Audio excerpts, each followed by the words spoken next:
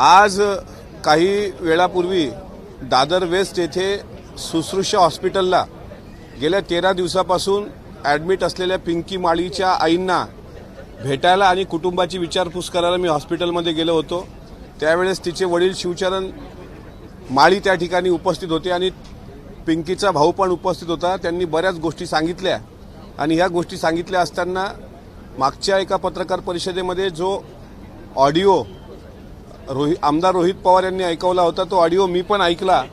त्याच्यामधली भाषा म्हणजे व्हीके सिंग जो आहे, व्हीके सिंगनी अप्रत्यक्ष धमकी दिलेली आहे पिंकी माळीच्या कुटुंबियांना की तुम्ही पत्रकार परिषदा घेऊन पत्रकारांसमोर जाऊन तुमचा जीव धोक्यात घालू नका। अशा आशयाचे जर व्हॉट्सअप कॉल त्यांना येत असतील तर त्यांच्या कुटुंबाला संरक्षण मिळालंच पाहिजे। दुसरी गोष्ट महत्त्वाची, व्हीके सिंगची सुद्धा नार्को टेस्ट झाली पाहिजे। VSR व्हेंचरचा तो मालक आहे। आणि तिसरी महत्त्वाची गोष्ट, त्या ऑडिओमध्ये कॅप्टन सुमित कपूरने अजित पवार जी के विमान को ठोक दिया, तर ठोक देण्याची जी भाषा आहे ती अंडरवर्ल्ड आणि क्रिमिनल लोकांची असते। मी मागच्या आठवड्यात पण म्हटलं होतं का व्हीके सिंगचे अंडरवर्ल्डशी कनेक्शन असण्याची शक्यता नाकारता येत नाही। त्यामुळे व्हीके सिंगला कोणीतरी वाचवण्याचा प्रयत्न करते असं स्पष्ट दिसते आहे। आणि व्हीके सिंगची जी मस्ती आणि मगरुरी त्या ऑडिओमधून दिसली, त्यानंतर ते पिंकी माळी यांचं कुटुंबीय किती धाकात आहे हे यावरून स्पष्ट होतं। उद्या आमच्या पक्षाचे युवा नेते जयदादा पवार हे सुद्धा पिंकी माळीच्या आईला हॉस्पिटलमध्ये भेटायला जाणार आहेत। त्यांच्याकडं मी एकनाथ शिंदे साहेबांचे पण आभार मानतो की डॉक्टरांचं एक पथक त्यांनी त्या ठिकाणी त्यांच्या हॉस्पिटलमध्ये त्यांच्या देखरेखीसाठी ठेवलेलं आहे। त्यांना कुठलाही आर्थिक ताण येणार नाही अशा पद्धतीने आम्ही सर्व त्यांना सहकार्य करू। आणि आज सभागृहात सुद्धा मी याबद्दल पॉइंट ऑफ इन्फॉर्मेशनद्वारा वरच्या सदनामध्ये पिंकी माळी यांच्या कुटुंबाचा सर्व खर्च महाराष्ट्र सरकारने उचलावा अशी विनंती करणार आहे। दुसरी महत्त्वाची गोष्ट, अजितदादांच्या विमान अपघातासंदर्भात खरं तर या अधिवेशनामध्ये दोन्ही सभागृहामध्ये चर्चा होणं अपेक्षित होतं। वरिष्ठ सभागृहामधला मी सदस्य असल्यामुळे मागच्या आठवड्यात मंगळवारला ज्यावेळेस विरोधी पक्षाकडून स्थगन प्रस्ताव आणि 93 अन्वये चर्चा लावण्याची विनंती माननीय सभापती राम शिंदे साहेबांना केल्या गेली, त्यावेळेस स्वतः चेअरवरून राम शिंदे साहेबांनी असं म्हटलं, ते ऑन रेकॉर्ड आहे की 93 अंतर्गत ही चर्चा होऊ शकत नाही, ती अल्पकालीन करता येईल घटनेचं गांभीर्य पाहता। आणि त्यामुळे त्यांनी अल्पकालीन चर्चेला परवानगी दिली होती। त्यानंतर आम्हाला अपेक्षा होती की बुधवारच्या कामकाजामध्ये चर्चा येणार, पण बुधवारी चर्चा आली नाही। आम्ही सचिवांशी संपर्क केला, ते म्हणाले गुरुवारी चर्चा येणार। गुरुवारच्या दिवसात पण चर्चा आली नाही। त्या दिवशी असं सांगितलं गेलं की राज्यसभेच्या निवडणुकीची धावपळ आहे, त्यामुळे ते शुक्रवारी येणार। मग शुक्रवारच्या दिवसात सुद्धा चर्चा आली नाही, कारण त्या दिवशी अर्थसंकल्प होता। मग असं सांगितलं गेलं की आता हा आठवडा अर्थसंकल्पाचा होता, हा आठवडा राज्यसभेच्या बिनविरोध निवडी संदर्भातला होता, त्यामुळे ही चर्चा सोमवारी येणार, म्हणजे आजच्या दिवसाला। आज सुद्धा जो कामकाजाचा दिनक्रम आहे त्यामधून ही चर्चा वगळण्यात आली। गुरुवारी रात्री ही चर्चा अगोदर टाकल्या गेली होती, पण बुधवारी रात्री टाकल्या गेली होती 12ला, आणि मग काही मिनिटांनंतर ती परत वगळण्यात आली। हे सचिवालयाकडून झालं असेल तर सचिव याला दोषी आहेत का, हे सुद्धा महत्त्वाचं आहे पाहणं। आणि दुसरं असं की अजितदादांसारख्या सत्तेतल्या उपमुख्यमंत्र्यांच्या विमान दुर्घटनेची चर्चा गेला आठवडाभर जर सभागृहात येत नसेल तर मग आता न्याय मागायचा कोणाकडं? आतापर्यंत CID चौकशा, CBI चौकशा ह्याच्या माध्यमातून बाहेर काय आलं तर फक्त महाराष्ट्राच्या जनतेला फक्त प्रश्नाचं उत्तरच अजून मिळत नाही। अद्यापही देवगिरी ते कलिना गेट नंबर 8 आणि कलिना गेट नंबर 8 ते VSR व्हेंचर इथपर्यंतचा CCTV मिळालेला नाही। काही आमदार आम्हाला भेटले, ते म्हणतात दादाची जळलेली चप्पल आम्ही पाहिली, दादांचा जळलेला मोबाईल आम्ही पाहिले, दादांचा जळलेला हे काय म्हणतात बॅग आम्ही बघितली, पण दादांच्या सोबतचे कागद जळले नाहीत आणि दादा स्वतः जळले। हे जे काही संभ्रम आहे महाराष्ट्राच्या मनामध्ये, हा कुठंतरी आणण्याकरता CBI CID ह्या चौकशा कितपत न्याय देतील दादांना मी सांगू शकत नाही। दादाला न्याय मिळेल की नाही याबद्दल मी साशंक आहे, पण दोन्ही सभागृहामध्ये ही चर्चा का येत नाही आहे याबद्दल मात्र माझ्या मनात मोठी शंका निर्माण झालेली आहे. अजितदादांसारखा नेता, ज्या नेत्यानं कधी धर्म, जात, पंथ, पक्ष हे जर पाहिलं नसेल आणि चर्चा घडून आणायला हरकत काय? त्यामुळे वरच्या सभागृहात आज चर्चा होणं अपेक्षित होतं. आज तसा सवाल मी सुद्धा चेअरला विचारल्याशिवाय राहणार नाही. सीआयडीकडे स्टेटमेंट असं दिलंय यांनी की यामध्ये सर्वत्र पायलटची चूक होती. सीआयडीकडे स्टेटमेंट दिले व्ही के सिंग यांनी की याच्यामध्ये हे बघा, व्ही के सिंगला वाचवण्याचा प्रयत्न होतोय. व्ही के सिंग स्वतःचं मरण त्या सुमित कपूरवर लोटतोय. सुमित कपूर हा कॅप्टन जिवंत आहे की मेला याबद्दल सुद्धा संभ्रम आहे, कारण आमच्या कानावर हे आलंय की तो कॅलिफोर्नियात मुलीसोबत आहे म्हणून. मग तो मेला नसेल तर तो जिवंत असेल तर लपून ठेवलाय का? आणि आता अशा पद्धतीनं जर तो व्ही के सिंग म्हणत असेल, मुळामध्ये चूकच व्ही के सिंगची आहे ना. व्ही के सिंगनी उत्तर द्यावं. डीजीसीए आणि एआयबी यांचं जे बीएसआर व्हेंचरशी जे काही नातं आतापर्यंत समोर आलेलं आहे, त्यानुसार दोन्ही राष्ट्रवादीमध्ये असं एकमत झालंय का की थर्ड पार्टीकडून इन्व्हेस्टिगेशन व्हावं? हे बघा, एक गोष्ट हे खरी आहे की व्हीएसआर ला वाचवण्याचा प्रयत्न डीजीसीए करते आणि डीजीसीएनी आपल्या सोयीचा एआयबीचा 23 पानाचा प्रथमदर्शनी अहवाल बनवला, जो अत्यंत त्रोटक आणि चुकीचा आहे. त्यामुळे आमच्यामध्ये अशी शंका उत्पन्न झालेली आहे की बाह्य स्रोतांकडूनच या सगळ्या घटनेची चौकशी झाली पाहिजे असं आम्हाला वाटतं.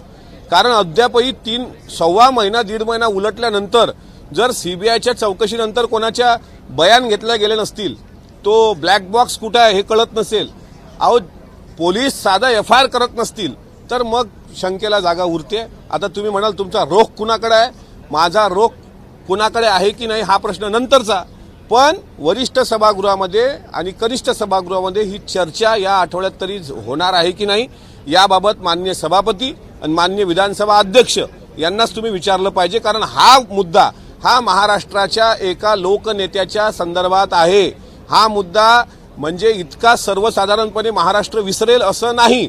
अद्यापही काही लोकांना वाटत असेल की होळीच्या धुळवडीच्या रंगामध्ये लोक विसरून गेले असतील किंवा काल भारताने वर्ल्ड कप जिंकला म्हणजे अख्खं वर्ल्ड वॉर थांबलं अशा आशयामध्ये काल आपण सगळ्यांनी तो सेलिब्रेट केला. लोकांना वाटत असेल की या सगळ्या मुद्द्यामध्ये अजितदादांचा विषय मागं पडेल, पण अजितदादांवर जीव लावणारा कार्यकर्ता अजून जिवंत आहे. हा विषय आम्ही कुठल्याही परिस्थितीत मागे पडू देणार नाही. हा प्रश्न तुम्ही माननीय सभापती महोदय आणि माननीय विधानसभा अध्यक्ष यांना संध्याकाळी विचारायला पाहिजे की दोन्ही सभागृहामध्ये चर्चा अल्पकालीन मांडल्यानंतर सुद्धा घडून का येत नाही. माननीय सभापती साहेबांना मी विचारणार आहे.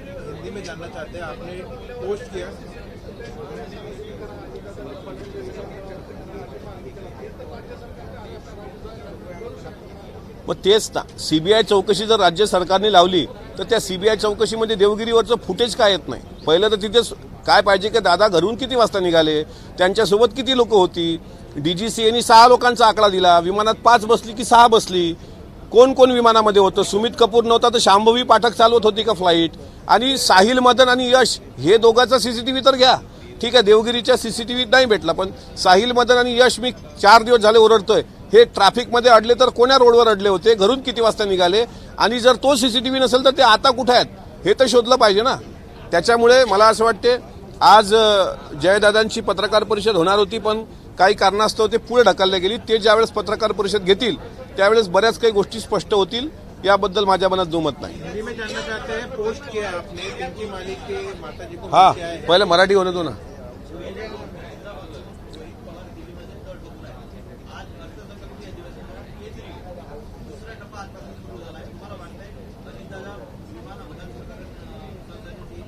मला वाटतं कारण बरेच लोक बरेच आपचे खासदार, काँग्रेसचे खासदार, शिवसेनेचे खासदार, पवारसाहेबांच्या पक्षाचे खासदार हे सगळे लोक आग्रही आहेत. आणि मला असं वाटतं की केंद्रीय अर्थसंकल्पाचा दुसरा फेज जो सुरू झालाय त्यामध्ये सर्वपक्षीय खासदार भाग घेतील आणि सर्वपक्षीय खासदारांनी जर तो प्रश्न दोन्ही सदनामध्ये विचारला तर मला असं वाटते त्याला एक वेगळी किंमत येईल.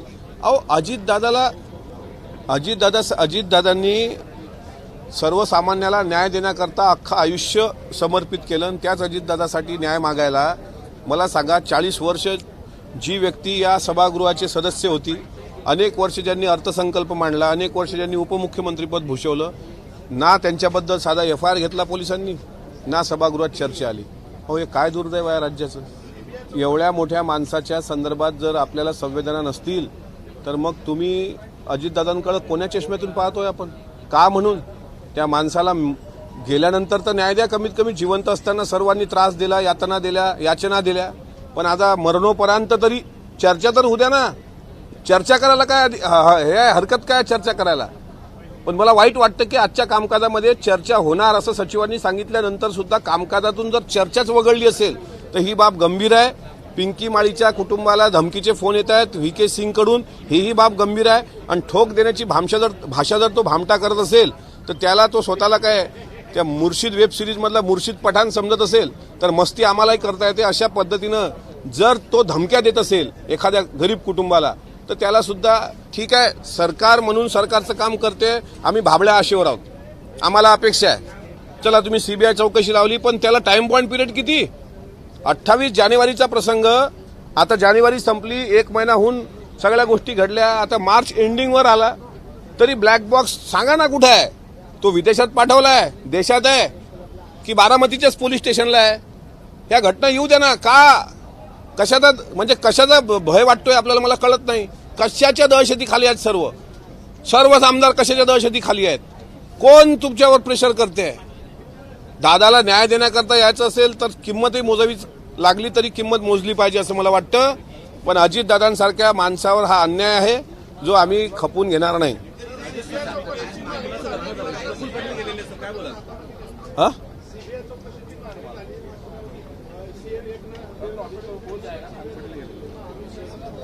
अहो, मागण्या झाल्या, सीबीआयच्या मागण्या, सीआयडीच्या मागण्या, उच्चस्तरीय चौकशीच्या मागण्या झाल्या, पण त्याला तुम्ही फास्ट ट्रॅकवर आणणार आहात की नाही?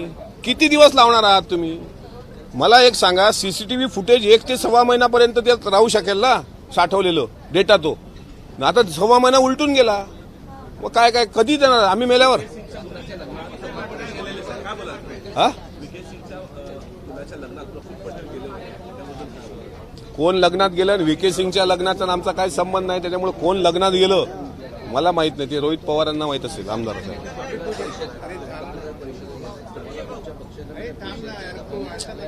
मला मला एक वाटतं की मी अजितदादांनी माझ्यासारख्याला इथं विधान परिषदेमध्ये संधी दिली, ते अजितदादांचे उपकार आमच्यासारख्या असंख्य लोकांवर आहेत. त्यामुळे ज्याला ते पट्ट सत्सद विवेक बुद्धीला म्हणून मी बोलतो. प्रेशर करण्याचं काय? कोण प्रेशर करणार आहे? प्रेशर करेल कोण? मला प्रेशर करणार आहे, फक्त प्रेशर करावं.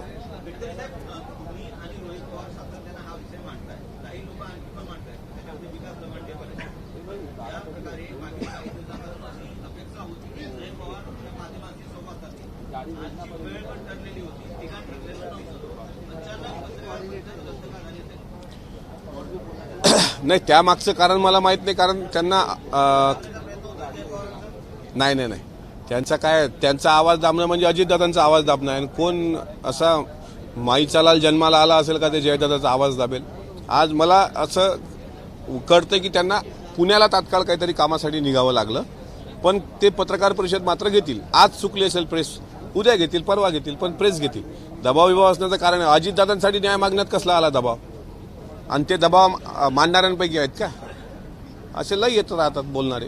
काय त्यांच्यावर प्रेशर करणारे जर कोणी असेल त्यांनी फक्त सांगावं कोण प्रेशर करते म्हणून. आम्ही सोबत आहोत त्यांच्या, अख्खा महाराष्ट्र त्यांच्या सोबत आहे. एबीपी माझा, उघडा डोळे बघा नीट.